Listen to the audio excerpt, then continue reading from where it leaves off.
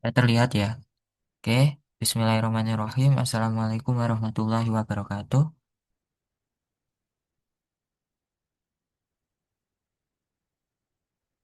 Kita akan membahas, mungkin perkenalkan nama saya Imaduddin Akmal. Di sini kita akan pertama kali untuk live class ya, setelah sekian lama. Oke,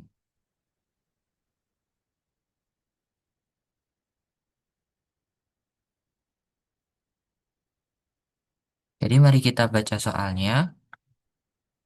Sebuah kumparan pejal bermassa M dan diameter D mula-mula diam di atas meja pada posisi sejauh L dari tepi meja.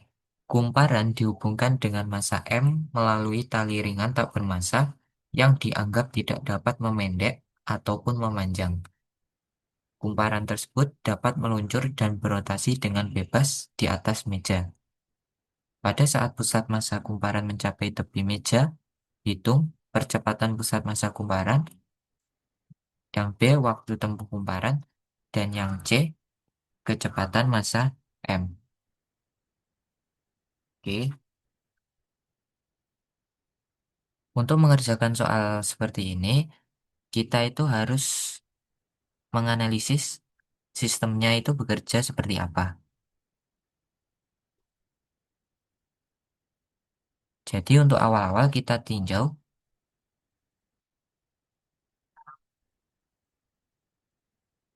kumparan.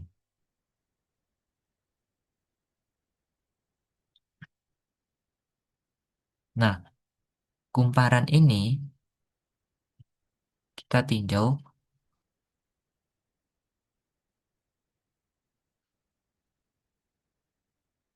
ke atas. Maksudnya ke atas itu kita mengibaratkan di atas meja gitu loh.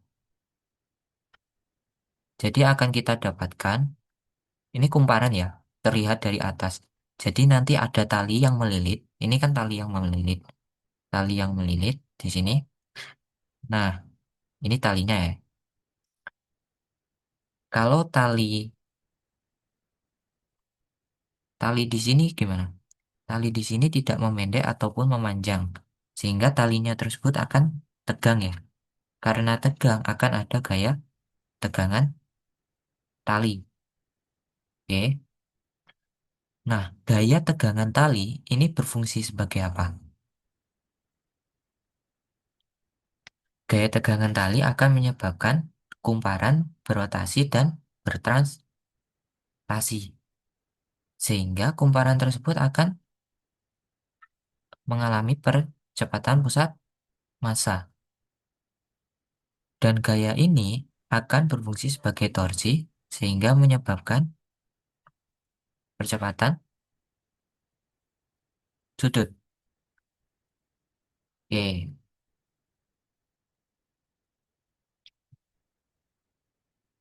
terus apa yang kita tinjau lagi?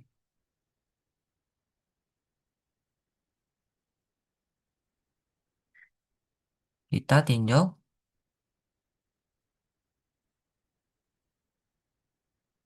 benda M.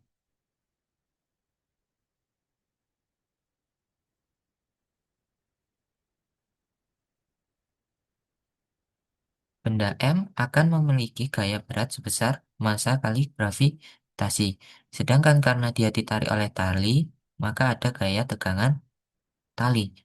Kecepatannya apa? Kecepatannya sebesar A. Nah, karena ini ibaratnya benda di sini bergerak, kecepatannya A. Otomatis di sini apa? Percepatannya A juga kan? Alhasil, kita punya data di sini akan memiliki percepatan sebesar A. Oke, setelah kita meninjau hal ini, kita cari hubungan percepatan.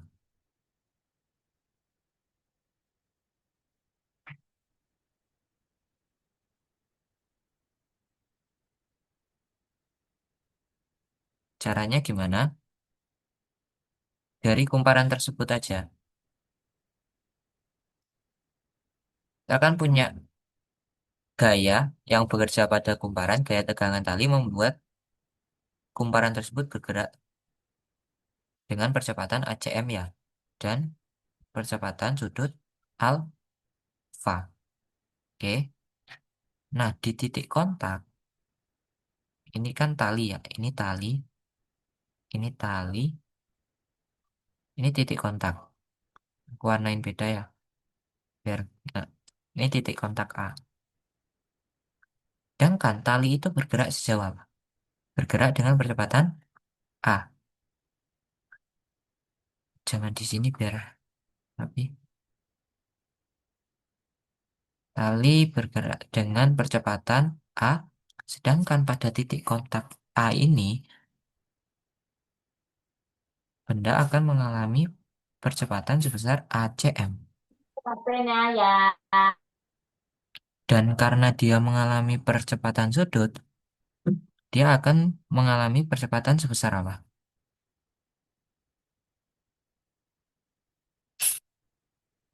Alfa dikali jari jari. Sehingga supaya tidak selip, maka akan berlaku percepatan di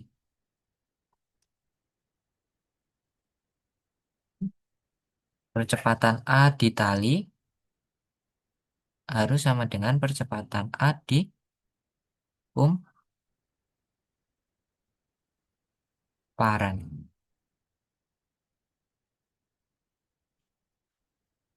Sehingga kita punya apa tadi? Ini kan, percepatan A di kumparan itu apa? ACM ditambah alfa dikali R.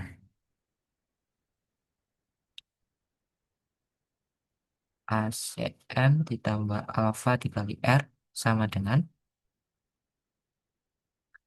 percepatan pada tali yaitu A. Oke, kita simpan dulu sebagai persamaan pertama. Setelah kita tahu hubungan itu, kita tinjau nih gaya dan torsinya.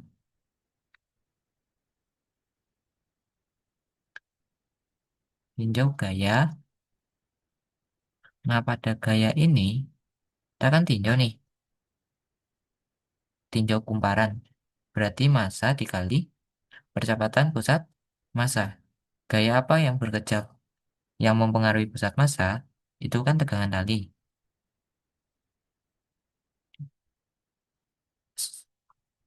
Ya, kita punya persamaan kedua.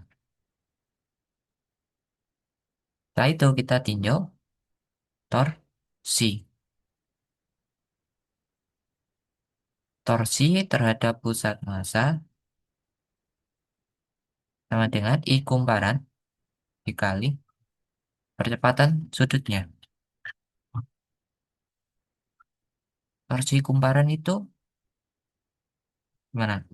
Lengan momennya kan R ya. Berarti T dikali R. Karena kumparan berbentuk silinder pejal, sehingga setengah M R kuadrat kali alfa. Sehingga kita punya data bahwa T sama dengan setengah M R alfa. Persamaan 3. Oke. Setelah itu bagaimana? Ini kan ada T ya. Kita samakan. Persamaan 2 sama dengan persamaan 3. Hingga massa ACM sama dengan setengah M besar kali R kali alfa. Sehingga kita punya hubungan apa? 2, ini kalikan 2 semua sehingga 2 ACM sama dengan alfa kali R. Persamaan 4 ya. Nah, sekarang kan kita tinggal meninjau si benda M ya, gayanya ada apa aja. Maka resultan Fy yang bekerja pada benda M sama dengan massa dikali A. Sehingga massa G dikurangi T kan. Massa G kurangi T sama dengan massa dikali A.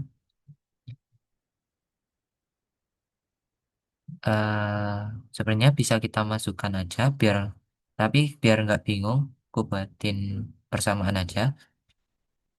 Jadi masukin salah satu ya. Aku masukin persamaan kedua aja. Jadi persamaan kedua masuk ke persamaan kelima. Sehingga massa G dikurangi massa dikali ACM sama dengan massa dikali A. Hingga kita dapatkan massa G sama dengan massa ACM ditambah massa dikali A.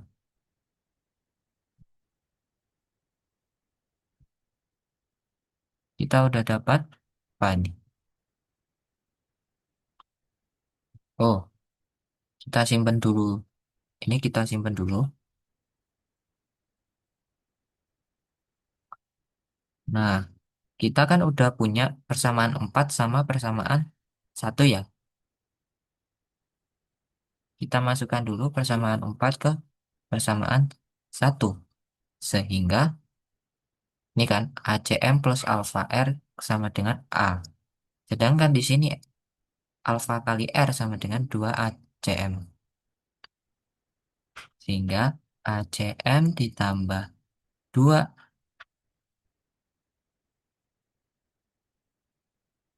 2 ACM sama dengan A. Sehingga kita punya hubungan 3 ACM sama dengan A. Nah, baru bisa kita ngerjain yang ini. Ini persamaan 6, ini persamaan satu aksen. Oke,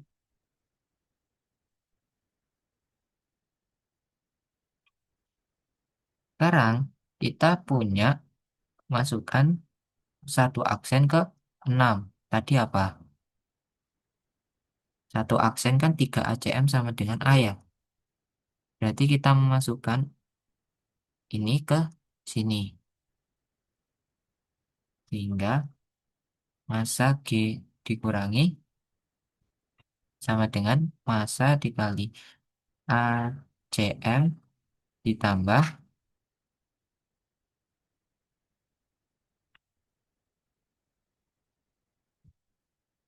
massa dikali 3 ACM.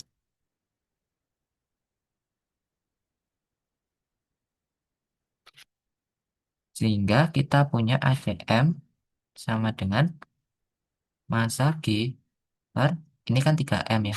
3M plus M. Kita udah dapatkan nih percepatan pusat massa si M besar. Terus waktu tempuhnya berapa?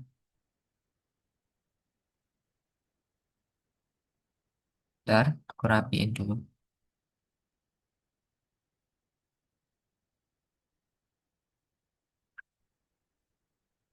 Oke. Nah, kita kalau mau menghitung waktu tempuh, ini kan waktu tempuh kumparan ya sebelum dia jatuh. Anggap saja kumparan tersebut, ini benda ini, dia kan bergerak ACM ya, dengan percepatan ACM. Nah, jarak antara dia mula-mula dengan tepi meja itu sebesar L. Karena kumparan awal mula tidak mempunyai kecepatan awal, maka memenuhi L sama dengan setengah ACM T ku kuadrat. Sehingga kita dapatkan waktunya akar 2L per ACM. Sehingga gimana? Kita dapatkan T sama dengan, kita masukkan ACM tadi, 2L 3M plus M per Apa tadi? M, MG ya. Iya, kita udah dapatkan waktunya.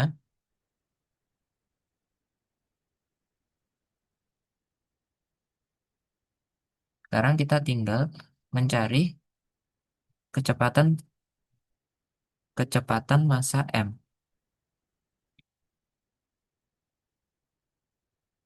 Aku nggak tahu ya, itu maksudnya kecepatan massa M saat kumparan akan jatuh atau bagaimana. Kita anggap saat kumparan akan jatuh ya, sehingga pada waktu T.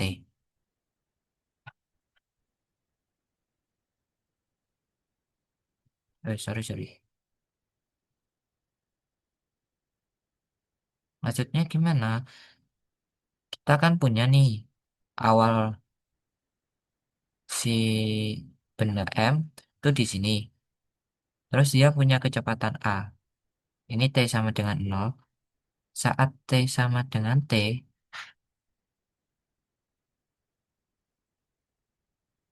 dia sudah punya kecepatan. Nah, yang dicari itu ini. Jadi gimana? Tinggal pakai GLB biasa. VT sama dengan V0-nya kan 0 ya. Berarti A dikali T. Sedangkan kita tahu bahwa A sama dengan 3 ACM. Berarti VT sama dengan 3 ACM T. ACM kita tahu MG itu. Berarti VT sama dengan, oh biar enak itu gimana ya? Oh gini, 3 ACM, waktunya tadi kan 2L per ACM ya. Berarti V-nya ketemu 3 akar 2L ACM. Hingga V sama dengan 3 akar 2L massa G per 3M plus M.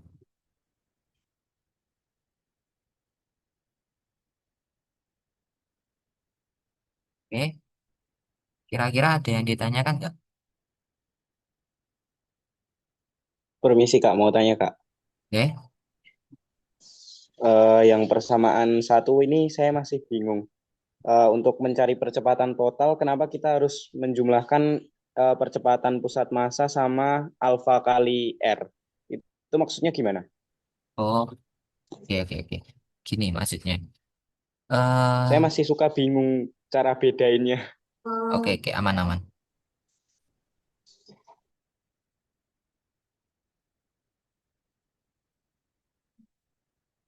Aku tulis dulu ya, sambil nunggu di sini masih azan.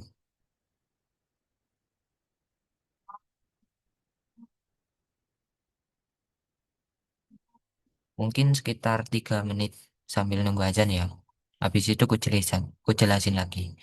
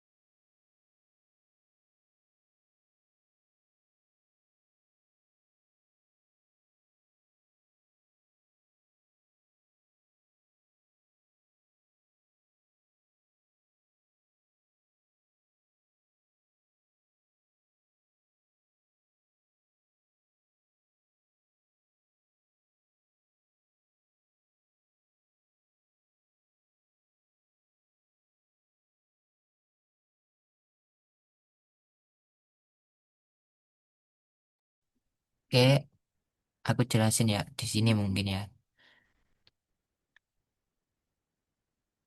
Hmm, kita barat gini, Wes. Aku dari konsep awal aja ya.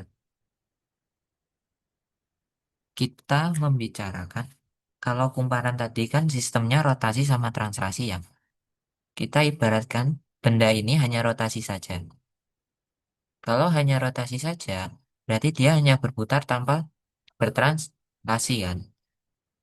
Dia berarti hanya mempunyai percepatan sudut. Jika mempunyai percepatan sudut, maka dia punya apa? Di setiap titik ini mempunyai percepatan tangensial sebesar alfa dikali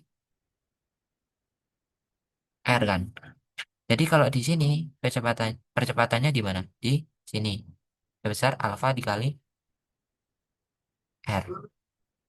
Oke. Nah, yang perlu kita tahu ini dulu. Setelah itu, kalau misal bergerak translasi, ini translasi aja ya. Translasi, dia mempunyai percepatan pusat massa. Kalau secara logika, ya, secara logika kalau dia bergerak dengan percepatan ini, maka di titik ini berapa percepatannya? A, cm. Di titik ini, A, cm. Di titik ini, A, cm. Kenapa demikian?